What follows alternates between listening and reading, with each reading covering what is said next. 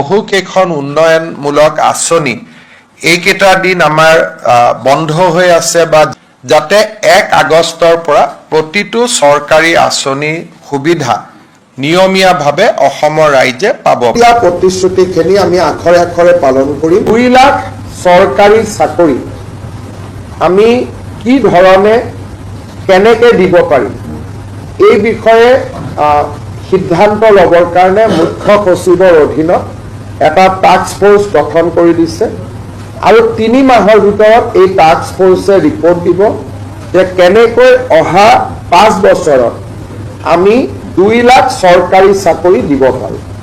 যাতে 1 আগষ্টৰ পৰা প্ৰতিটো চৰকাৰী আঁচনি সুবিধা নিয়মীয়াভাৱে অসমৰ ৰাইজে পাব পাৰে। বিধানসভাৰ অধিৱেশন এখন আহ্বান কৰিবলৈ এমাহৰ নটিচ লাগে, গতিকে আজি 4 তাৰিখ 6 জুলাইত আমি পাতিব খুজিছোঁ আৰু 6 জুলাইৰ ভিতৰত বাজেট হ'লে 28-29 জুলাইত পাছ হৈ যাব। 1 আগষ্টৰ পৰা সকলো চৰকাৰী আঁচনিৰ সুবিধা আগৰ দৰে অসমৰ ৰাইজে লাভ কৰিব পাৰিব। 6 জুলাইত আমি পূৰ্ণাংগ বাজেট অধিৱেশন পাতিছোঁ। 21 দিনৰ বাজেট অধিৱেশন হ'ব আৰু পৰৱৰ্তী সময়ত আমাৰ 1 আগষ্টৰ পৰা প্ৰতিখন চৰকাৰী আঁচনিয়ে আমি নিয়মীয়াকৈ পৰিচালনা কৰিবৰ বাবে সুবিধা পাম। 2 লাখ চৰকাৰী চাকৰি UCC আমি অলৰেডি কাম আৰম্ভ কৰিলোঁ, গতিকে ৰাইজক দিয়া প্ৰতিশ্ৰুতিখিনি আমি আখৰে আখৰে পালন কৰিম।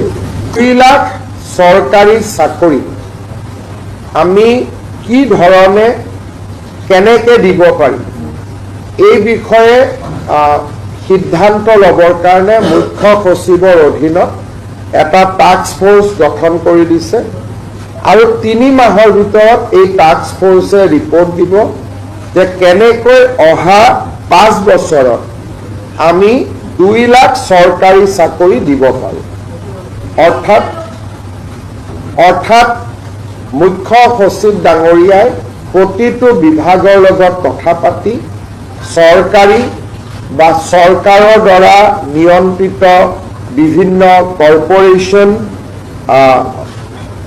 আমাৰ বিশ্ববিদ্যালয়, 6 শিডিউলৰ কাউন্সিল, এই গোটেইবিলাকত মিলি অহা 5 বছৰত আমি কেনেকৈ 2 লাখ যুৱক যুৱতীক চৰকাৰী চাকৰি দিব পাৰোঁ তাৰ বিষয়ে প্ৰতিবেদন এখন দিবৰ কাৰণে মুখ্য সচিব ডাঙৰীয়াৰ অধীনত এটা টাস্ক ফ'ৰ্চ গঠন কৰি দিছে, যাতে আমি আমাৰ যিটো অসমৰ যুৱক যুৱতীসকলকে যি প্ৰতিশ্ৰুতি আছিল তাক যাতে আমি ৰাখিব পাৰোঁ বা তাক যাতে আমি পালন কৰিব পাৰোঁ। কেবিনেটে অহা 26 তাৰিখে বিধানসভাৰ শেষ দিনাখন ইউনিফৰ্ম চিভিল কোড ইয়াক সদনত উপস্থাপন কৰিবলৈ সিদ্ধান্ত গ্ৰহণ কৰে। আজি কেবিনেটে ইউনিফৰ্ম চিভিল কোডৰ খচৰা তাক আজি কেবিনেটে অনুমোদন কৰে আৰু আমাৰ সদস্যসকলে শপত গ্ৰহণ কৰাৰ লগে লগে প্ৰথমখন বিধানসভাৰ অধিৱেশনৰ শেষ দিনা আমি ইউনিফৰ্ম চিভিল কোড সদনত উপস্থাপন কৰিম। আজি কেবিনেটে পাছ কৰা খচৰা অনুসৰি এই ইউনিফৰ্ম চিভিল কোডৰ পৰা জনজাতীয় লোকসকলক both hills and tribe plains জনজাতীয় লোকসকলক UCCৰ আওতাৰ পৰা বাহিৰত ৰখা হ'ব আৰু এই UCCখনে কোনো ধৰণৰ ধৰ্মীয় ৰীতি নীতি, কাষ্টমছ, ট্ৰেডিশ্যন এইকেইটাকো UCCৰ আওতাৰ পৰা সম্পূৰ্ণ বাহিৰত ৰখা হৈছে। আমাৰ মনত কিছুমানে প্ৰশ্ন কৰিব পাৰে যে এতিয়া UCC মতে পূজা হ'ব নেকি, UCC মতে নাম প্ৰসংগ হ'ব নেকি? এই ধৰণৰ প্ৰশ্নবিলাক যাতে উত্থাপন নহয় সেইকাৰণে UCCৰ পৰা ধৰ্মীয় পৰম্পৰা সম্পূৰ্ণৰূপে বাহিৰত ৰখা হৈছে। তাৰমানে ৱে অফ প্ৰেক্টিচিং ৰিলিজিয়ন, নামাজ কেনেকৈ পঢ়িব লাগে তাত কোনো চৰকাৰৰ মতামত নাই, UCCয়ে তাক ডিল নকৰে। পূজা কেনেকৈ কৰিব লাগে সি UCCৰ ভিতৰত নপৰে। চক্ৰম বিয়া কেনেকৈ পাতিব লাগে, শিখৰ বিয়া কেনেকৈ পাতিব লাগে, এই কথাবিলাক UCCত নাহে।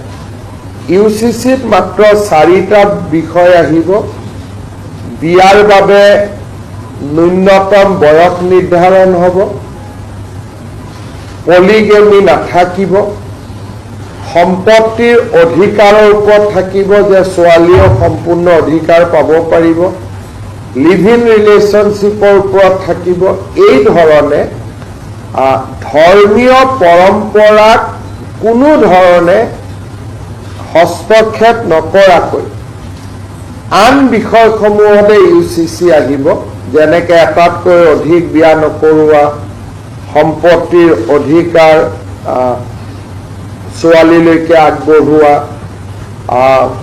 আমাৰ মেৰেজত কম্পালচৰি ৰেজিষ্ট্ৰেশ্যন প্ৰয়োজন, বা বিবাহ বিচ্ছেদৰ নিয়ম কেনেকুৱা হ'ব। গতিকে UCCত এটা স্পষ্টীকৰণ হিচাপে মই আগবঢ়াইছোঁ যে জনজাতীয় লোকসকলক এই UCCৰ আওতাৰ সম্পূৰ্ণ বাহিৰত ৰখা হ'ব, আৰু ধৰ্মীয় ৰীতি নীতি পৰম্পৰা সি হিন্দুৱে হওক, ইছলামৰে হওক, খ্ৰীষ্টিয়ানৰে হওক বা কাষ্টমাৰী নীতিয়ে হওক, এইবিলাক UCCৰ ভিতৰত নাহে।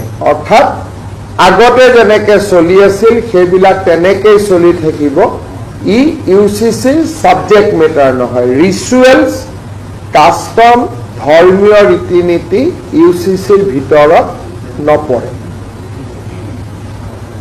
তৃতীয়তে, আজি আমাৰ কেবিনেটে 2 লাখ চৰকাৰী চাকৰি আমি কি ধৰণে কেনেকৈ দিব পাৰিম এই বিষয়ে সিদ্ধান্ত ল'বৰ কাৰণে মুখ্য সচিবৰ অধীনত এটা টাস্ক ফ'ৰ্চ গঠন কৰি দিছে, আৰু 3 মাহৰ ভিতৰত এই টাস্ক ফ'ৰ্চে ৰিপৰ্ট দিব যে কেনেকৈ অহা 5 বছৰত আমি 2 লাখ চৰকাৰী চাকৰি দিব পাৰোঁ।